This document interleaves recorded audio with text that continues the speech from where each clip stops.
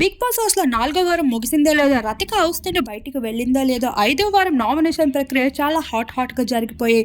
అయితే Teja direct eliminate అయిన విషయం తెలిసిందే, నాగార్జున చేసిన విధంగా. మరొక వైపు శివాజీకి ఇంకా ఇమ్యూనిటీ పోవడంతో నామినేషన్ల ప్రక్రియలకి వచ్చాడో లేదో శివాజీని నామినేట్ చేసుకుంటూ వచ్చేసారు. అమర్దీప్ ని శివాజీ నామినేట్ చేయగా శివాజీ కూడా అమర్దీప్ ని నామినేట్ చేసుకుంటూ వచ్చేసారు. తన జడ్జిమెంట్ ఏమాత్రం బాగాలేదంటూ అమర్దీప్ చెప్పుకుంటూ రాగా, నా స్థానంలో నేను సరిగ్గానే చేశాను, నువ్వు చెప్పక్కర్లేదు అంటూ అమర్ శివాజీల మధ్యన పెద్ద గొడవ జరుగుతూ వచ్చేసి friends Gautam 4th week nomination లో వీరిద్దరి మధ్యన ఎలా గొడవ జరిగిందో ఈ వీక్ కూడా అదే రీజన్స్ చెప్పుకుంటూ నామినేట్ చేసుకుంటూ రావడం జరిగింది. శుభశ్రీ సైతం నామినేషన్ లోకి వచ్చేసింది. ఇలా హౌస్ మెంట్స్ లో 6 కంటెస్టెంట్స్ అయితే మరొకసారి నామినేషన్ లోకి రావడం జరిగింది.